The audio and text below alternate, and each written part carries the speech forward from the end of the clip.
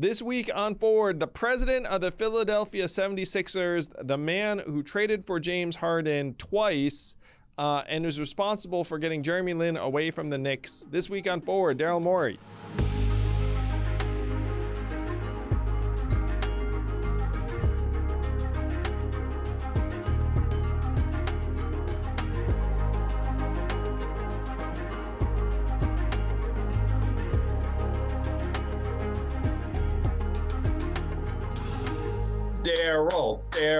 Daryl.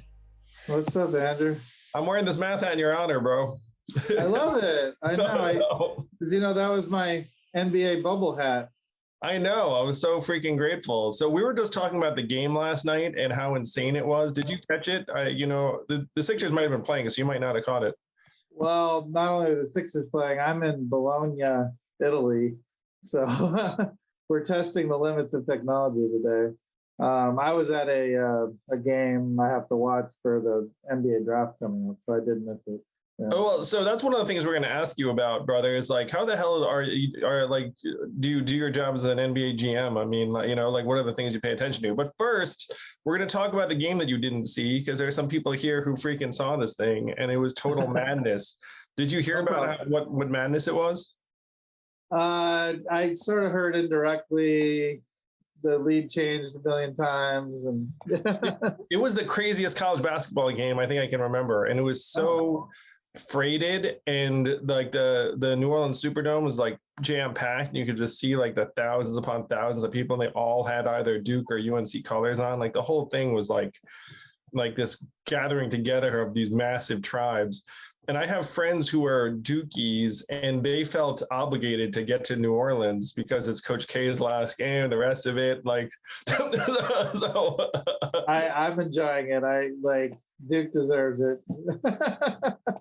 So let's talk about that, and we can bring in some people here who actually were having some thoughts about this very same thing. So I didn't know what to like. So Kate was just describing as a Kentucky fan. She didn't know who to root for. Well, I think the one thing I found interesting is both Duke and North Carolina fans, neither of them wanted this game. They thought that their lives would be ruined if they lost. So the downside was much bigger than the upside for every fan I spoke to. So. Well, I think that the players, I think that like the Duke players, it felt like the weight affected them a little bit. Yeah. I don't know if anyone else watching that game felt that. It felt like the crush of history was on them. For sure. They didn't, and UNC felt much freer. It was such a fascinating game. There were moments when it seemed to me like Duke was more talented and like the talent was going to take over. But then that often happens. But in a one game is one game. Like from a scouting perspective, these games actually are not very different from the regular season game. So you learn a little bit, but you often learn misleading things. So I don't want to talk too much. I think we got no. Let's open up with that, because I think everyone here would love to freaking hear this. Sure. So you are tasked with making multi-million-dollar decisions up the wazoo. And the most attention gets paid to college basketball during the tournament. So if you're evaluating prospects, which you are, do you guys have your own draft pick this year? Yeah, it's up in the air, but it's likely we'll have it. Yes. Yeah. So how much do you weight the performance in the tournament versus everything else? So the tournament games, like they're valued a little bit more. Does that make sense? So we look at games against tougher competition as slightly more important, but we don't necessarily treat a strong opponent in the tournament very differently from a strong opponent during the regular season. It turns out there's two types of errors that we can make in our business. There's, an error of selecting someone and they turn out poorly. But there's also the error of someone you could have selected that you did not select. And tuning across both those errors, you can both overweight and underweight the tournament. So we do a lot of tuning to sort of quote unquote properly weight it. And it turns out treating it pretty close to a regular season game against a strong opponent is about right. So this will be a lot of fun because I feel like the odds of you drafting one of the top prospects are very, very low. You're not going to end up drafting Paolo Banchero, Chet. Just so you know, because you don't know the NBA rules, I can't actually talk about any of the players. That's one of we have lots of rules. But I can talk about the teams. I would we got Tyrese Maxey out of Kentucky. Speaking of Kentucky, at 21, it was 21 or 22, I think 21 a couple of years ago, and he's turning out to be looks like a near all-star. So don't assume we can't get someone in the 20s. Well, I was just saying, because one of the things I was noticing as like an NBA fan is that people didn't know who the number one pick was going to be coming into the tournament. Most of the stuff I saw said Chet Holmgren was like the most popular consensus number one pick, but that seems to have flipped, and it seems to have flipped based on the tournament. And then there was part of me that was like, why would you change your opinion based upon these games? And so that was one of the reasons why I think everyone's wondering. It's like, is that normal? That's an excellent question and goes straight to the heart of my job, actually. So I love it. Yeah. So what we do is we do like these process checkpoints. I'm sure there's a bunch of Philadelphia folks on here. Whenever a prospect moves dramatically up or down on your draft board, and generally around this time, teams have sort of a loose draft board. You actually try to start to put your draft board together a little later. It turns out the earlier you start to rank and evaluate in a formal way, the more that those early rankings will get sticky and given more weight than they should in the final eval. So we try to push our rankings out to later because of that. But once you do set it and someone moves, maybe they were in the draft last year and they pulled out, and they're in the draft again this year. Now they're in a very different position. They're much higher or much lower. One of our process checkpoints is, why are they higher or lower? Is there actually new information? What is it? And is that information something that should have moved them that much? And to your point, yeah, if someone's moving a lot based on the tournament, that's almost for sure wrong. It's definitely been the case that people have overreacted to that information more than underreacted to it, if that makes sense. Yeah, that does make sense.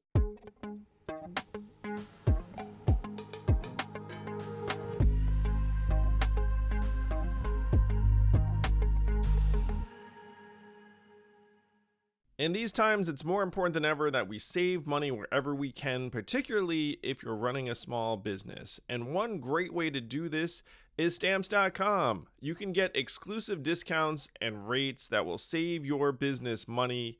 We're talking about 30% off U.S. Postal Service rates and up to 86% off UPS. Do not find yourself stuck in line at the post office ever again. Stamps.com is like a post office on your computer. You can save money, save time, and focus on the things that actually matter to you, whether it's in your business or in your personal life. So start mailing and shipping with Stamps.com today.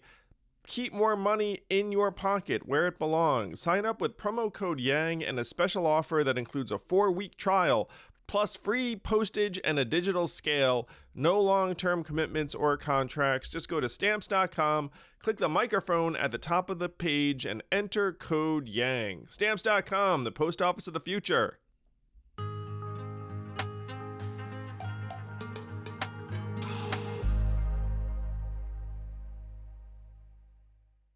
So this game last night, wow.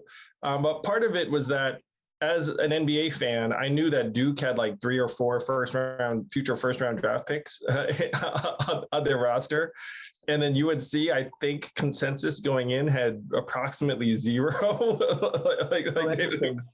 I went to a Duke game in Raleigh this year, and I thought maybe you're talking like 7 or 8, not all coming into this draft, but over like players currently on the roster it's very deep in potential NBA players, I thought. Yeah, that was the talent differential you kind of sensed, where periodically one of the Duke players would make a play where you're like, whoa, like, just like turned around and dunked it, or like did something really athletic. And so the natural thing that happened to me watching last night's game is I started rooting for UNC. Because I think you naturally just start rooting for the less talented team that's kind of scrappier, playing freer, and it was interesting. Well, I'll make a comment on that. So that there's this very persistent bias in wagering. Wagering should be efficient, and we're not allowed to wager on anything NBA, but we are allowed to wager on, say, brackets and things like that. And there's a very known thing across gambling in all places. Horse racing is where it's most talked about, where people like betting the long shots, the underdogs, in such a way that those bets are consistently inefficient, which shouldn't happen. So I'll give you an example that I have friends who do a lot of this. They have a fund where they just bet the favorites, consistently bet the favorites. And Vegas and the line makers know that this is true. They don't mind losing a little bit on the favorites because they get so much action on the long shots, and they set the line. You don't get paid enough, if that makes sense, for these long shots. The long shots this year, right? To win the tournament, you could bet that before the tournament. The odds of St. Peter's making it that far were so low that you should be paid way more than what their payouts are. Wow, this is so interesting, because I definitely have been subject to that particular bias, and I like to think of myself as very bias-free. But when I have screwed around with gambling, like I tend to bet the underdogs because I'm like, ooh, like that person, that's a dog. Like, their chances are better than that. People hate betting favorites because, for example, here's where it often comes up. Say college football. You're betting what's called the money line, which is, I think Texas will beat Rice this weekend, and you bet $100 and you might make $2. That turns out to be often a very good bet, but people don't love it. It's just not exciting. We call it in the business sort of picking up quarters ahead of a bulldozer.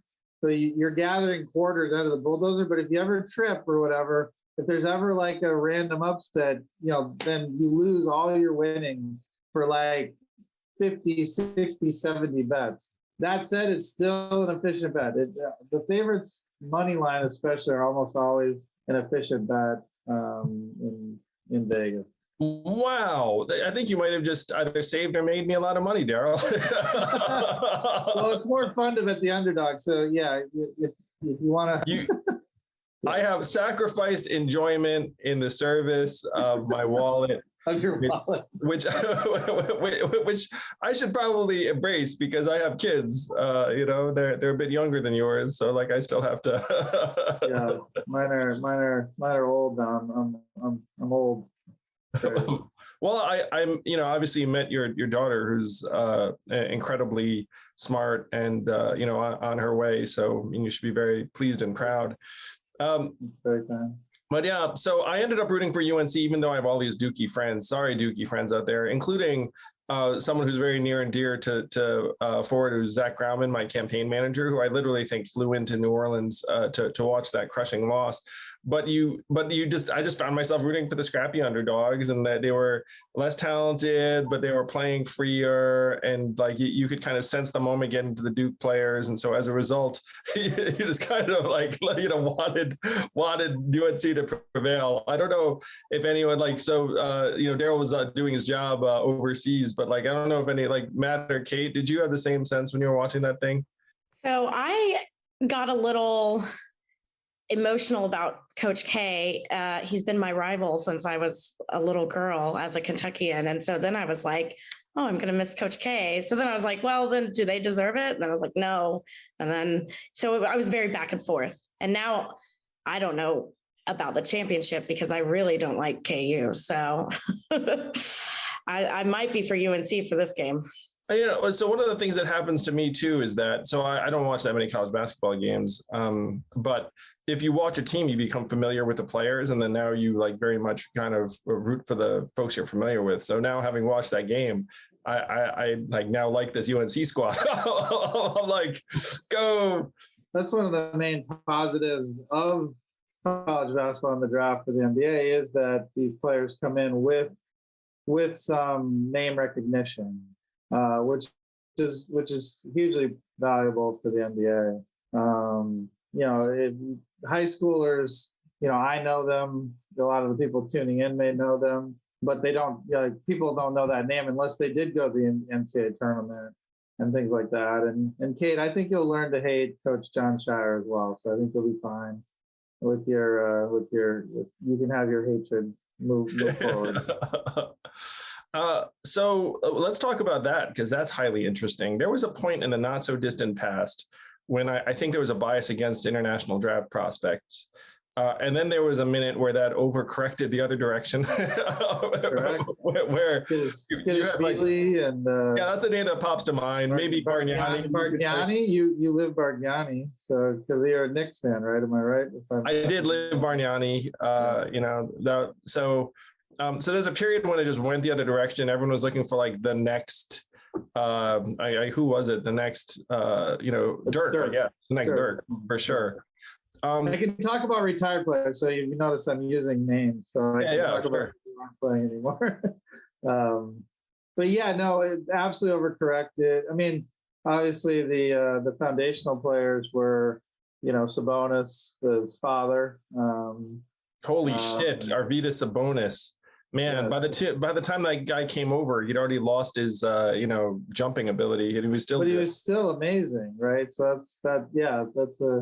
that's a great memory, and it was basically Lithuanian players. Like they called them Russian players, but they were really Lithuanian players. So probably the Russian team in '92 that faced the Dream Team, I believe, was all Lithuanian players except maybe one or two. I'm pretty sure all the starters were Lithuanian.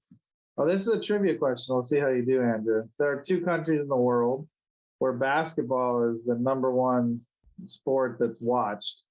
I gave away one. Lithuania is one of the places where basketball is number one. There's one other country in the world that has basketball number one. It's a very hard answer, so I might just have to give it to you quickly. I'm going to guess another one of the like small Eastern European things. I'm just going to guess like Croatia or Serbia, one of those two. That's what I would have gone with. It turns out soccer, real football is bigger there. The Philippines is the other country, actually. Wow, I should have known that as a proud Asian. Oh, there was actually a dude who was like running this like Filipino basketball league who was like pitching me on this. That's a real thing. Actually, quite a few NBA players end up in the Philippine leagues. Either they're not good enough for the Euro League, one of the main European teams, or it's someone who's 34, still wanting to play and make money. Luis Scola didn't play in the Philippines, but he told me, he's a very smart guy we had from Argentina. He was on the great Argentinian team. He said, I'm going to play basketball until someone tells me I can't make money anymore. So if it's going to be in Argentina, he went to China, he went to Italy. He's now running a team in Italy where I am. So to the point, do you think now it's balanced accurately if someone's international versus college? Because it was like underweighted for sure. There were inefficiencies, and then it was like everyone was going after the next Dirk, and you drafted some dudes too high. yeah, for sure. The joke was if you added an itch to anyone's name in college, they would go up 5 to 10 spots. Or wait, I just want to throw the other guy in there, Yi Jian Lian, like the famous like workouts against the chair, and as an and as an Asian guy, like I was really rooting for Yi. he turned into a very good player in the CBL, the Chinese basketball league. But obviously, no one in the United States saw that. I think the expectations hurt him, for example. So your question's a great one. It was way underrepresented. Like teams should have been desperate to go get Oscar Schmidt or like some of these famous players. They then overcorrected. I actually think at this point they're now back to slightly undervalued. Yeah, I think there's been quite a few failures, and I think teams are slightly undervaluing them. There's some very, very obvious counter examples that you can talk about, all MVP candidates and things like that. But the next tier down, I think, is a little bit underpicked at this point.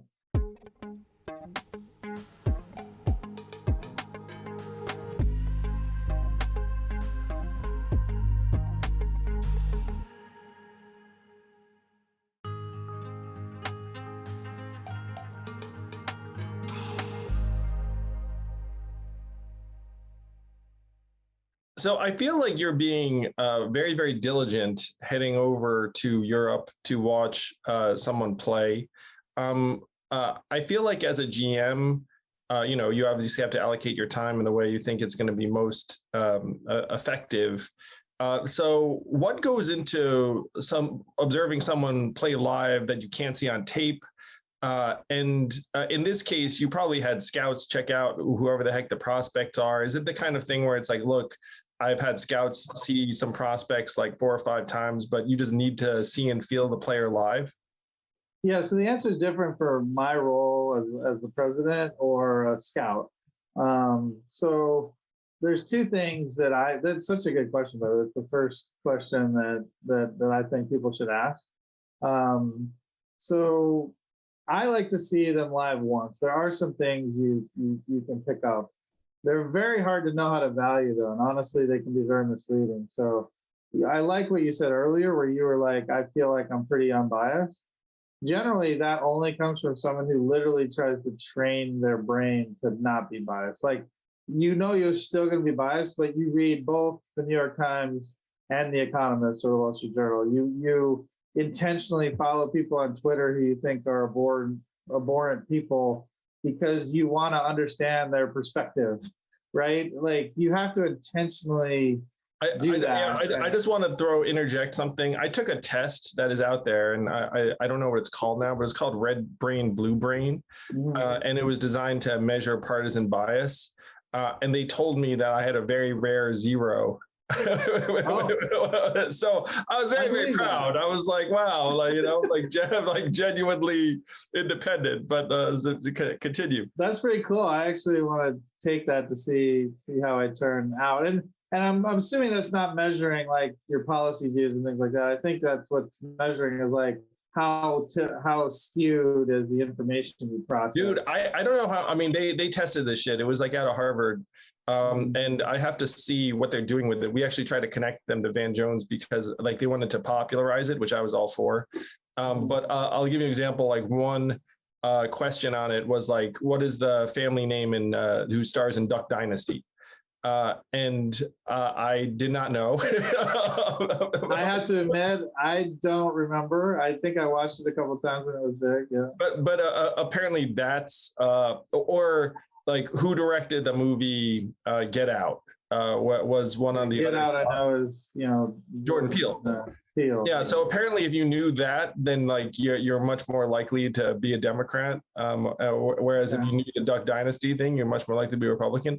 So it was interesting. Where I was like, oh shit, like that shit works was my response. But they were like, well, we've tested this thing like 5 ways to Sunday, and like, yeah, it works. Well, that's actually a funny thing from my prior career. I'm doing a lot of forecasting and things like that. I'm always amazed. Like if you give someone a survey instrument of 10 to 30 questions, and then you just literally read the answers back to them, they'll go like, oh my God, how did you know like all these things? I'm like, yeah, you just literally told us. Like apparently you can also, I know with the automated things that create problems on social media in terms of people, getting pushed, more and more extreme content and things like that. They can like peg you in like, I don't know, like 5 web links almost. They're like the sites you visit. Apparently there are these things where just a few stupid survey questions and they can really freaking hone in. That's it. Yeah. Yeah, we think we're so complex. It's tough, man. We all get segmented into 32 categories or whatever. But to me, like we used to say it in consulting, basically like we would go and read the client's watch and then say it back to them. Look, your watch says 5:30, and they go, "Oh my God! Like, how did you know it was 5:30? That's such a good study." So yeah, people should be skeptical of these instruments sometimes and not be quite as amazed. Honestly, it's not that hard. So you were talking about the biases that come with seeing someone in person. Oh yeah. So, well, I have a couple things. So I feel like if it's someone who we might select, I like to see them in person and talk to them. I would say that actually there's this overwhelming evidence that the interviews and talking to them are actually probably skew your decision making more than helps it. But I go into it feeling like I'm going to weight it very low because I know the predictive power of interviews and things like that. Generally, if you're doing an interview, you're mostly testing for a person's ability to interview, not their ability to play basketball or ability to be a campaign manager for you or anything. Like it's its own skill being good at interviewing, and it doesn't predict a lot of it. It doesn't predict much else. That said, I don't want to actually select a player, turn to the owner of the 76ers, and he'll be like, well, what is he like as a person? I'll be like, search me, man. I just saw some tape. Yeah. We're giving him $6 to $7 million, but I've never, I have no idea. I actually think our owners might be okay with that. So I like that. I also like you do pick up things, the pregame habits. Like there was a situation at the game tonight in Bologna. Again, you don't know how to weight these things, but you pick things up, cues. One of the players hit the ball out of bounds in a scrum. And it was one of the weirdest situations I've seen. The referee called it out on him, and he actually hit it out. But it was a very hard call to make. The player went out of his way to go to the ref and be like, hey, ref, that was a great call. You got it exactly right. I hit it out. And the ref had no interest. He kept ignoring him. The ref kept like trying to get him to go away. And this guy's like trying to be a nice guy. And the ref's like, stop talking to me. But it was like interesting that he felt it was real. I mean, I think he's trying to influence the ref, obviously. But I just found it fascinating that he was insistent on making sure the ref knew that he thought it was a good call. That is, certainly, there's no other way to get that except to be there in person. When we pick someone this year, we're going to be like, he picked him because he was friendly with the refs. He's a sportsman. You could pick that story out. Yeah, exactly. So I don't know if you're allowed to talk about this, but the NBA playoffs are approaching. I'm actually going to tell you a story, and you don't have to comment, whatever. Mm-hmm. I'm like friendly with an NBA player. He's on one of like the teams that's going to be in the play-in, that 7, 8, 9, 10. And he said the one team we don't want to see is the Philadelphia 76ers. So I guess you can hear that and like it. He was just like, we're just trying to not play the Sixers. Well, you have to, it's hard to manipulate it until the last day. So I do like what the league's doing this year. And they did it last too. They're doing what the Premier League does, is they're going to start all the games at the same time. So it's harder for teams to easily know exactly what outcome they want. There is some very limited internet movement around saying that the number one seed should be able to choose their opponent. Have you seen or heard anything about that? Would you be for it? Yeah, the G League did that. I would be for it. I actually was against it initially, and I'm usually for everything. Honestly, I love new rules because usually if someone's proposing it, it's probably got a lot behind it because people hate change. I was sort of against it because I like the variance. So all it does, so the NBA already has the most sure advancement. So the 1 seed beats the 8 team at the highest rate of any sport. The 2 beats the 7. So I liked that there were these random things like Brooklyn. I can talk about teams where Brooklyn obviously is. Yeah, Brooklyn has to be the scariest fucking 8 seed in the history of the world, Like it's extremely scary. Last year, the Lakers were thought of as, pretty scary as well because they were injured and things like that. Or, if Denver were to get all their players back or, there's some scary lower team. Yeah, 7 or 8. Yeah, the Clippers get all their players back. So, I have no inside info. I have no idea if these players are coming back. Yeah. but those are the kinds of things that keep you up at night, because you play 82 games and you're like, oh, we positioned ourselves well. And now here comes, Brooklyn, who, maybe is the quality of a 1 seed. Yeah. So you'd be for what? So what changed your mind in terms of being against it, and now you're for it? Probably being a good team, self-interest, like most things in life. Like, if we actually got the top seed, I'd like to be able to select. I'd like to be able to select and avoid, having to play a Brooklyn, for example. Well, it's true. I mean, you guys could still wind up with the number 1 seed, so it makes sense you'd be. We could, yeah. And frankly, to win the title, you got to beat everybody. When we were in Houston facing Golden State, we pretty much had modeled it out. It was like a 94% chance we were going to face Golden State at some point, and our goal was really just to win the title. So we were like, does it really matter if it's the first round or the third round?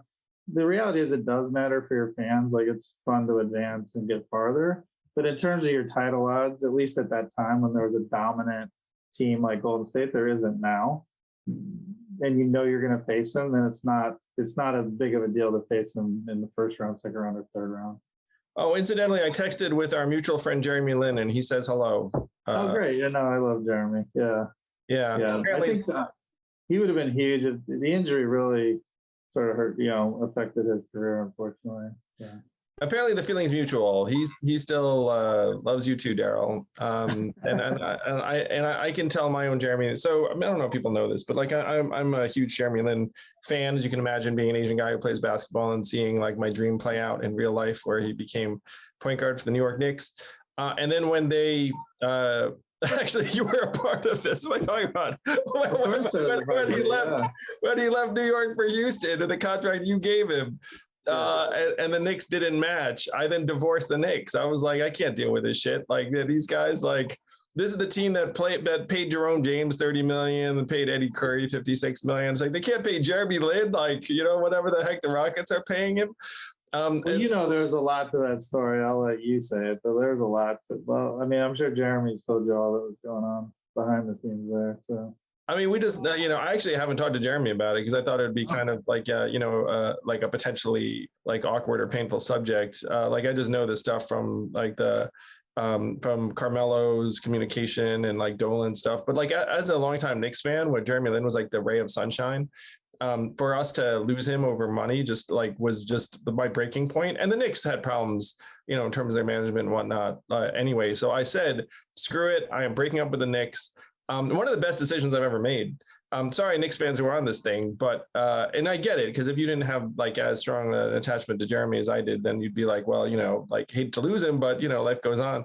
But I was like a hardcore Knicks fan, and then broke up with him. I spent a year as like a vagabond. I actually bought some Rockets paraphernalia. You'll be happy to know. So I was like, screw it. I'll like just follow Jeremy to the team. Then, you guys got James Harden, so Jeremy had a secondary role.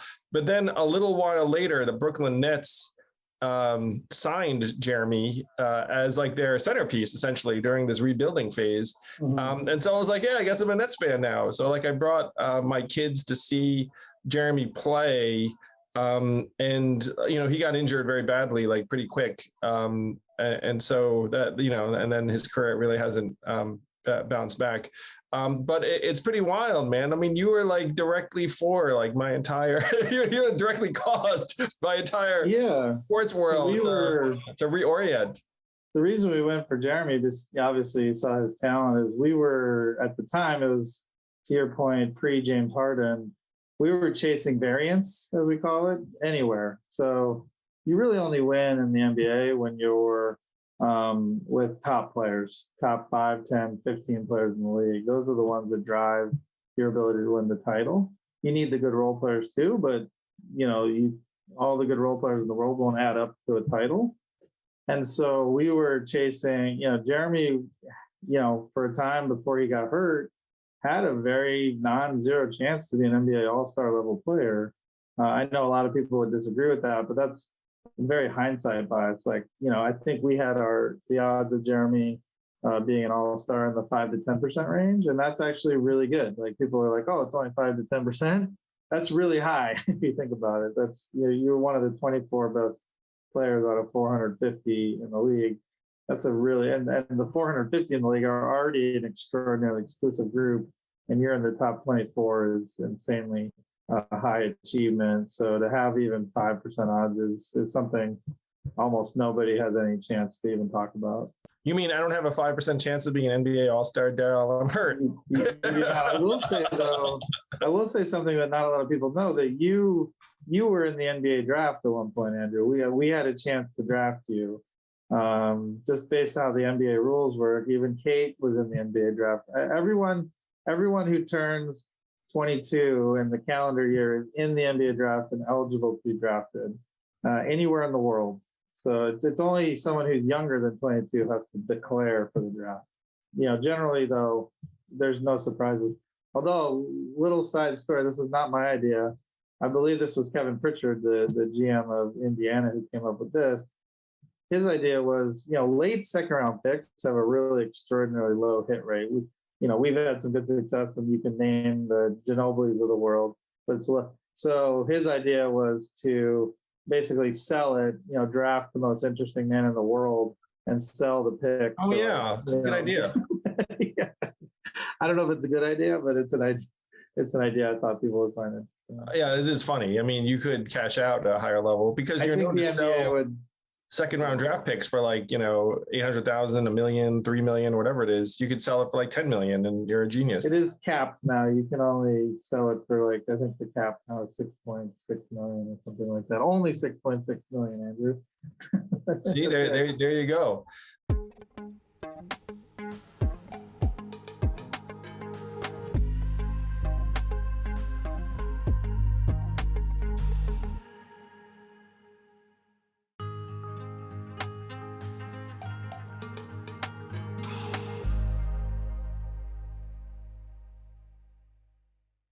I'm friends with a guy named Dan Porter who started a company called Overtime, and now they have their Overtime Elite. Then there's also the G League Ignite. So there are these new leagues that are popping up that are essentially alternatives to college.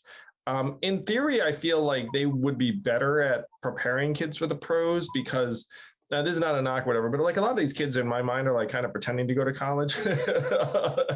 So it feels like they would take away the pretense and they would get professional level training, maybe more NBA relevant coaching. The flip side of that is that, if they don't end up making the pros, then it could be they don't have as strong a set of options. But it seems like it would make scouting a breeze because you don't have to hop a plane to Europe. You can just go to Atlanta and watch multiple players. Do you have a read on how you compare these new efforts and leagues to? Yeah, I would say there's three paths, and I think the Commissioner Silver has talked about this, but their Overtime Elite is an emerging one, and I think the NBA is involved with that one. The G League has been a direct path as well, and then one of the real emerging paths is through Australia. So a lot of players are choosing Australia because they can they'll pay a decent amount, they speak English, Australia's a nice country, all those kinds of things. So Australia's become a pretty competitive path with the NCAA as well. I think everyone should just choose whatever. I like that there's more paths for people and they can make the best choice for themselves. I know there's some, people who sort of wax poetic about when everyone stayed 3 or 4 years in college, but I do think, I'm big on choice. Whether it be that's why you're here. That's why I'm here. Voting or any of these other innovations. Yes. So before we open it up to questions, you're actually someone who's been pro third party or some kind of political dynamism for quite some time. Do you want to talk about what brought you here today? Really grateful that you're here to talk to some forward party donors and supporters. But yeah, describe how you wound up in sort of a third party camp. Well, I think ranked choice voting was one big thing that brought me to your platform, along with, I think, I have to admit initially, and I had heard the idea of UBI before. It's sort of one that you have to consider and think about before you go, okay, makes a lot of sense. So, but in terms of, I'm big on people being able to choose, being self-actualized, and I think that's where you get the most performance is when someone is able to, and not everyone can do this obviously, but they're able to choose something close to their work matches the challenge of the work is both not too hard or too easy, and also in a vocation that you're excited about. And I think things like UBI would allow people to get closer to that. And then in terms of ranked choice voting, to me that's just math. Like it just makes sense. Like we want after like ranked choice voting, and there are different voting mechanisms, and we do a lot of voting in our draft process actually. You want the most people at the end of voting to feel the best about the candidate that was selected. And, a two-party system without ranked choice voting doesn't, gives you like, it's almost like if you were to say, let's design the worst system possible. It's the worst. Yeah. So, again, I didn't know prior to your presidential run, I had some friends who are friends of yours in your previous, venture for America. Is that yes? Yeah. They knew you. We didn't know each other. But when I saw your candidate, I asked some of my friends. They were like, "Oh yeah, that's a guy you want to really pay attention to." So that's when I started paying attention. And then you were the only one actually trying to say anything intelligent on the stage. So that appealed to me. So I get a lot of trouble in politics. I'm really more about the people. So I like Mitt Romney. I've always liked him as a person. I got in a lot of trouble earlier in my career when I was saying I like Mitt Romney. I just think he's a good human being that I would be fine with leading something. He strikes me as a moral human. Yeah, and I think that I felt vindicated when he's taken some positions that have been hard for him that were the right positions in my mind.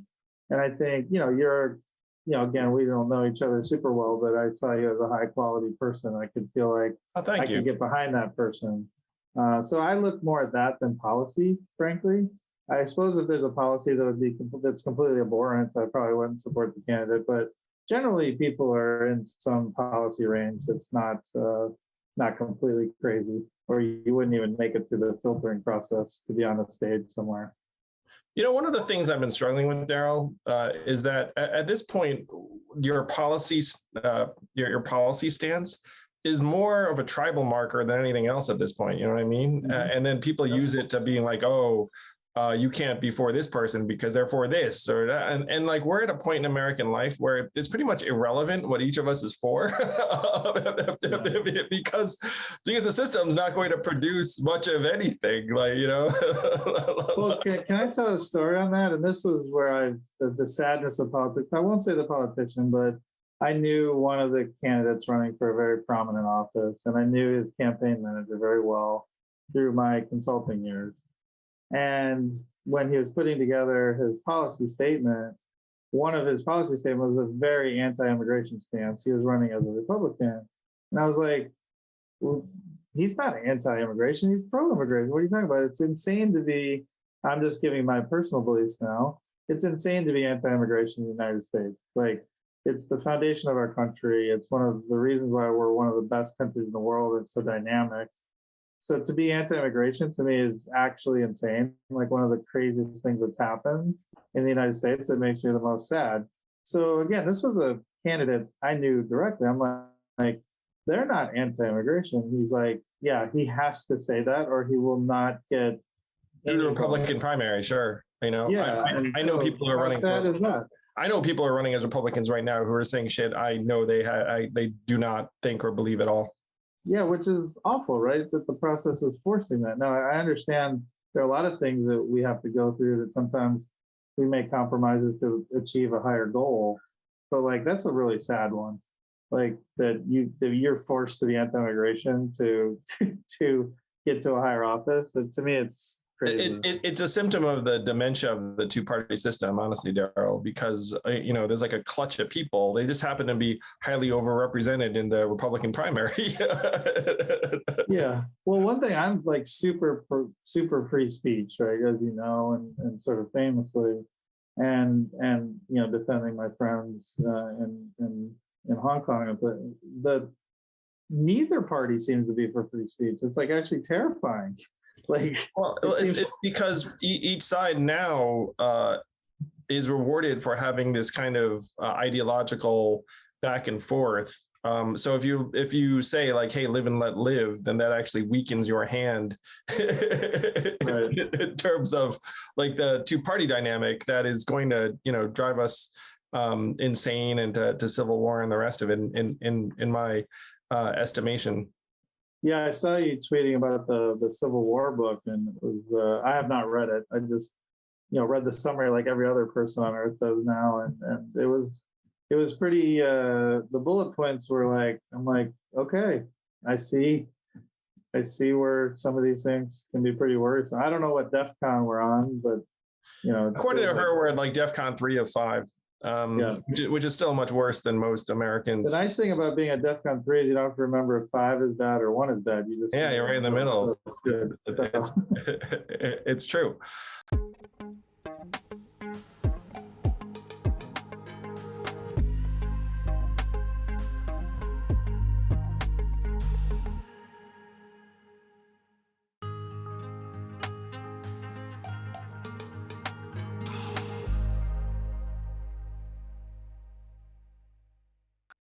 Well, thank you, Daryl. We're going to turn to some questions, but first we are going to announce a winner of the Forward Party swag for being here today, and his name is Michael Asso. Michael, thank you very much.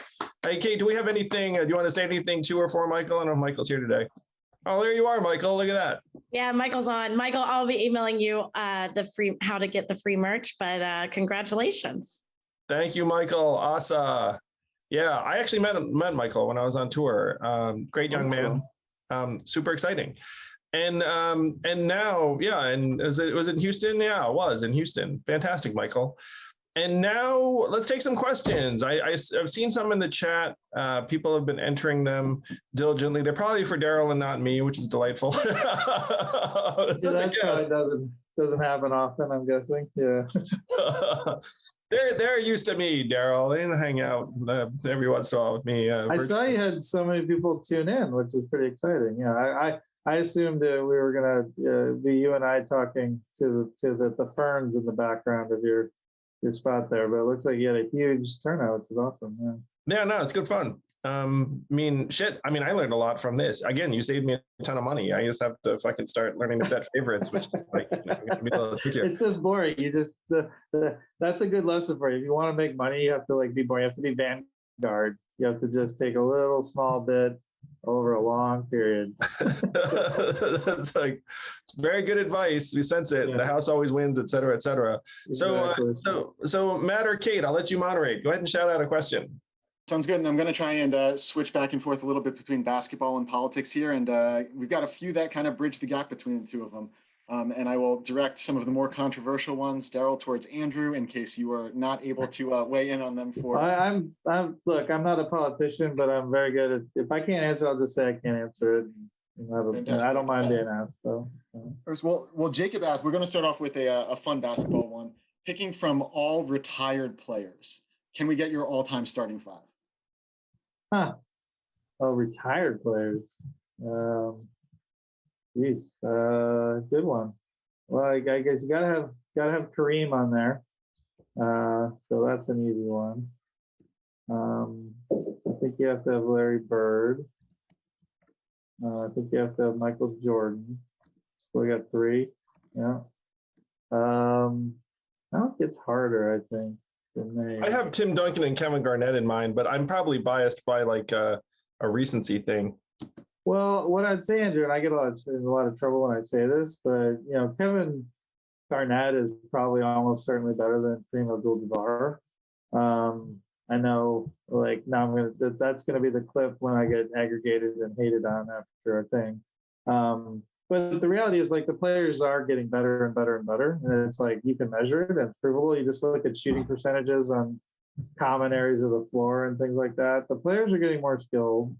Kevin was, I think, arguably he's at least in the discussion for the greatest defensive player of all time. And the biggest, obviously the 2008 team that Doc Rivers coached to the title in Boston. To me, Kevin Garnett was the biggest driver of that and his defensive prowess. So I'm struggling after MJ, Tim Duncan, Kevin Garnett. I could cop out and just be like Jordan and Bird, but like I don't know if I believe that shit. So I'm thinking. Well, the other thing it's interesting is so Kevin McHale is obviously our coach in Houston, amazing coach, amazing guy. He would always tell me how bad Larry was on defense. So it's hard to be bad on defense and being one of the all-time greats. But here's a trivia question for you, Andrew. I'm asking you hard ones. So Larry Bird is his last year at Indiana State. How many rebounds per game did he average? I mean, shit, it's college. He's like 6'8", 6'9". So I'm gonna say like 10. It was 14, which is like insanity because it's a slower, there's fewer possessions, all these things. So like, anyway, the only reason I say that is like Larry Bird was absolutely insane. Yeah. Yeah. So I'm stuck at 3. I'll have to work on the other 2. We can come back to this one, Matt. I think it's got another interesting aspect too. Oh shit! Maybe I throw Pippen in there. Pippen was a beast. Oh, yeah. But I think we've seen this on Olympic teams too. You also have to consider the ability to play together as well as just the innate skill. Well, so I have it. I'm like Tim Duncan and Kevin Garnett are kind of my versatile big men, and then Pippen can be like the kind of spider man in the middle. And you're then like most of the ball handling. And I need one guy who's like a sweet shooter. Maybe this is a little bit of an overrate, but I'm just gonna maybe throw Ray Allen in there just to freaking bomb it. I was laughing. You reminded me of the dog and Up when you're like, wait a minute, Pippen, squirrel. Like, there's all these great players. Yeah, we only get to pick 5 though, so it's hard. If I could talk about the current players, it would be a lot easier for me. Like we have reams of data on who the best players are over the last 25 years, but the players before that are very, very hard to judge. Kareem has had insane efficiency numbers for so long. It's pretty hard, both and strong defensive numbers too. So. Look at that. He's plucked Kareem out of like the 70s, 80s. Yeah, he's only the leading scorer all time, so it's hard to find him. Oh, have you watched an episode of this freaking Lakers show on HBO? I have not. I mean, actually, Adam McKay, who I love, he did Don't Look Up, did the show. I think he's producing it, but I'm sure he's helping. And I haven't watched it. I do need to. I know everyone in the NBA is really angry about the show. They're all very angry. So it's got Adam McKay's fingerprints all over it. I think you'd enjoy it. I'm enjoying the heck out of it. Yeah, I mean, I've heard the person who really hates it is Jerry West. Jerry West comes off seeming like a goon, much more so than he's ever seemed in terms of public persona. So who the hell knows? if there's a documentary or something about the Bulls or the Lakers, if you're named Jerry, you're gonna get crushed. Jerry Krause or Jerry West, you end up on the short end of it. So, but yeah, watch it. It's fun. Adam McKay. It's interesting. He's, I haven't sat down with him at all, but like there are a bunch of people around that I think are like political independents and are very interested and interesting. He's probably a one-issue guy as far as I know. I know him pretty well. So he's climate change, which is important. It probably wouldn't be, if I had to pick one issue, it wouldn't be my one issue, but it is for him and for good reasons. I think that's why he made the whole movie. Obviously, Don't Look Up. That's why like Magic Johnson and Kareem are just talking about recycling all the time in this show. No, I'm kidding. they invent bottled water or something. Don't Look Up, great movie. Climate change, obviously, may be the most pressing existential issue. One of the cases we're making is that no matter what issue you care about, if you don't get political reform, we're not going to solve it. You know what I mean? I guess like at this point, I think it's a great point. And I think I connected it with Mike Zarin in Boston, who's trying to push ranked choice voting. I can't remember. Did it win in Boston, in Massachusetts? I don't think it did win. It was on the ballot. It would have won if a couple of key officials hadn't come out and shat on it down the stretch. So that's, it's like existing officials will rarely be for a system that brings genuine competition.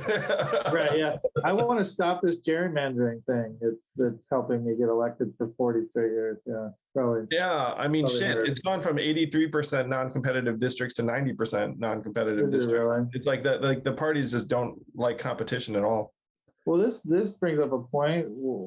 Math can be used for good or evil, right? So gerrymandering is like taking really smart mathematicians and really figuring out how to create entrenched power. You can, to me, like people hate Facebook, and there's a lot of good reasons they hate Facebook, but like to me, like technology is just a tool. It can be used really horribly, right? Or it can be used for sharing, baby photos that, with people you don't see. So like to me, like people point too much. Like same with crypto. Everyone's like crypto. They no one seems to be in the middle on it.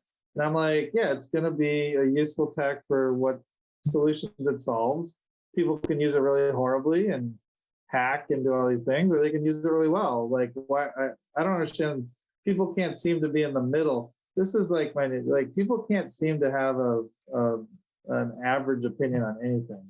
Yeah, like a nuanced, textured opinion, because we're in the land of polarization. It's either good or evil. It's either the best thing ever, the worst thing ever.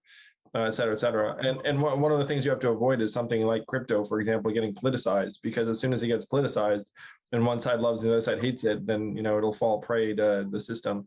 I think it's one of the ones they're like confused. They're like, can't figure out what my tribe is telling me, whether I should hate it or not. I think they both, like free speech, they both settled on hating crypto, is my sense. But well, I'm actually working hard right now on trying to keep crypto from getting squelched by DC. Started something called Lobby 3, talking to various regulators and other folks, trying to keep it from getting turned into a football. Well, my crypto wallet thanks you. Yeah. Don't thank me yet, but it's going to be an interesting 6 months. Let's put it that way. And it really is going to be 6 months. Like this shit's coming down the pike. So buried in the Biden executive order was language saying he wants the legislation done in 210 days, which now is about 6 months from now. And that's timed because they think they're going to lose control of the House, or maybe both the House and the Senate in November. So they're like, hey, let's get these rules out before we're out of power. So it really is kind of a legit scramble. Makes sense. Sorry, I keep poor people asking questions we haven't taken enough. No, not at all. It's good fun. So we'll leave. The Sixers playing 9 minutes, so I do have to go in 9 Oh no, we'll let you go in 8. It'll be good. Yeah. Hey, thank you for doing this from afar. Yeah. Hey Matt, you got another couple of questions before the top of the hour? Yeah, this is a little bit related to what you all were just talking about, and I know it's topical for you, Andrew, and Daryl. You spent some time in a good chunk of time in Texas, and it's specifically about Will Hurd. He had an article in the Atlantic. Andrew, who was just on your show, I know you've spoken with him a little bit, and he's talking about attracting the center left and center right for a silent majority.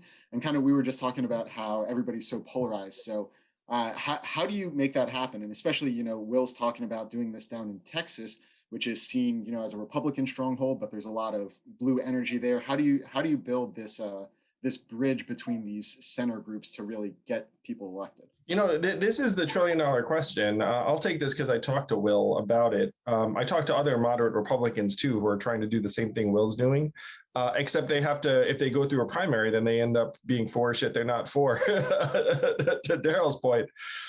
So Will's shot at it is to try and energize a larger slice of the population to vote in the primary. That's his goal. It's a tall order because there's a certain segment of the population that's conditioned to vote in the primary, and then everyone else just ignores it. It could work if you wound up with like a slew of new voters. In that, I mean, what we're doing with Forward is trying to make the case like, look, the primary system itself is broken. Like, I applaud folks like Will who are going to try and go in and enlarge the voting base so that it's less crazy. But I'm dubious because, I think the process is stacked against them. So this is my answer to the person who's looking at this. Like, I talked to moderate Republicans, and some of the moderate Republicans are leery of running in a primary for this reason, because they know it's not going to be like a genuine conversation. You're seeing some reasonable Republicans retire for this reason too. It's very tough. But if you don't know who Will Hurd is, he's this former CIA operative. Daryl, do you know Will?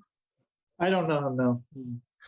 You'll get to know him because he's going to be one of these up and comers who's going to fight for the soul of, certainly the Republican Party. But you'd like him because check him out. Computer science major from Texas A&M, CIA operative for 9 years in Afghanistan, Pakistan, and India. Runs for Congress and wins, serves 3 terms, and he's one of the most bipartisan Republicans, only Black Republican in the House for a while. And then he retires, and then now he's back to try and fix shit. And so he's being mentioned as a potential Republican contender in 24 or some other race. Well, I feel terrible because clearly all computer science majors who work with the CIA are great people, because I also qualify on both those accounts. Look at this. I'm telling you, Will Hurd's going to be your jam. So anyone who's interested in I gotta go. I'm going on Will Hurd's Zoom in a minute here. Sorry, Andrew. I moved on to a new candidate. Go for it. I mean, shit. So one of the things that's happening too is I'm trying to help folks like Will, but we're all kind of aligned and tied together a little bit. Anyway, so we'll but my interview with Will is out tomorrow. If anyone is into it. Matt, one last question for me and Daryl before Daryl goes and does his job. This one is a little bit of a hot button issue here, but people want to know if you think that Kevin Durant calling out Eric Adams, New York City's mayor, about the vaccine mandates and Kyrie being able to come to the arena as a fan but not a player had an effect on the mandate decision in there. And what are your thoughts on it? In either case, what are your thoughts on that? Well, I can't talk about Kevin Durant, but I will say, I'll just talk about Andrew. Actually, no, you didn't meet my wife. Oh, no, you met my wife. You came up, right? Yeah. Oh, no, you met my daughter. My wife didn't. Yes, that's right. Yeah, that's right. Yeah, sorry. Anyway, she called it. She's one of the last baseball fans on earth. Is my wife. She's religiously a Mets fan because she's from New Jersey, or that part of New Jersey. And as soon as this was I'm telling you, 7-8 weeks ago, she was like, as soon as the Yankees and the Mets can't play, that's when they'll change it, because no one cares about the Mets. So that was she completely nailed it. So my sense is that was it. Lots of powerful people from the Yankees and Mets organization were able to move the political levers to get that change. That's my assumption. I think I would agree. One of the open questions to me is I thought to myself, man, how many baseball players aren't vaccinated? Apparently a fucking ton of them. Well, that's one. So I've had to deal with it. It's interesting. A pretty high percentage of NBA players, especially at the beginning and even part of the way through, were not vaccinated. I can't really tell you why that is. I ended up having lots of one-on-one conversations explaining, why I thought it was a good thing. Part of the reason, and I've talked about this online quite a bit, there were a lot of noble lies told by people in power that I think really hurt vaccines. Things like, hey, masks don't do anything at the beginning because they were trying to save them for these kinds of things where they have some larger purpose, but they're people know they're bullshit, hurt your ability to actually get people to move later. And I think it's a real problem. So when I spoke to players one-on-one, for example, once you explain relative risk, and because I had a player who had not had COVID and did not want the vaccine, and I was like, you have the easiest decision. If you've not had COVID and not had the vaccine, you're going to get one or the other. You're just going to. So it's really picking which one you want. And, generally you're probably going to want the vaccine. Some people might want to just get it. I mean, especially if you're 25 and healthy like our players are. So anyway, that eventually he was convinced to do it. The hard one is I had another player who had gotten COVID and was also being told to get the vaccine. Again, I would get the vaccine. That was the choice we made, but that's a less easy decision. That's not as straightforward as a decision as people want to make it straightforward. So he appreciated I was actually giving him the trade-offs versus take vaccine, you bad person, which is basically the narrative, right? So. Oh yeah. Yeah, no, it sounds like you communicated with him honestly and as a human being, and that probably helped a lot. And that's a fantastic lesson for us all. Something I learned too. It's like, it's what you're saying, but then it's like how you treat someone, how you're communicating. And the latter is sometimes more important than the former. It's like, I've said shit to someone to be like, look, I totally disagree with you, but like blah, blah, blah, blah, blah, blah, blah. And they're like, oh, it's cool. Right. Have you saw this, Andrew? Like, I'm sure you think about all these things really deeply. Now, this is my question. I'm jumping the question mark. Oh, please. Like, to your point, when I can get one-on-one and talk politics or issues or different policies with people, it usually goes fine. You can have in their back and forth, you can hear them out, they can feel like they're very understood, and you can have a real conversation. That obviously doesn't work if you're running for president like you did, or even mayor, or like whatever role you're going for. Has anyone solved like the ability to have like a communication mechanism that works in mass, that doesn't like condescend to people or treat them like they're idiots? For better or for worse, Daryl, the closest solution I've seen for this is long form conversations on podcasts. And then you're not directly communicating with someone, but you're communicating with someone else that maybe they know and trust. And then like they get some of the same vibe. In person is probably the next best, because like you can talk to a number of people if you get out there. I found that that's the single biggest way to move someone, is that if they meet you in person, then it's almost impossible for them to believe bullshit about you later, because they're like, wait, I met that guy, and like he did not seem like he's like, like out to get me or like for this crazy thing or whatever the hell it is. Yeah, it just doesn't scale. But also I feel that in my job, people like stereotype, because I like math and I was a computer science major, like that I'm terrible at people.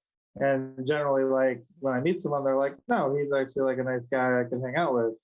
But I bet if you polled, there's not many people who even know who I am, but of the people who would know who I am, if you polled them, if they had heard my name, it's got to be in the low 90% would say, oh, he probably is terrible around people, even though I personally would say that's not true. Well, I think everyone here can vouch for the fact that Daryl is not terrible with people. He's actually a very good, congenial sort.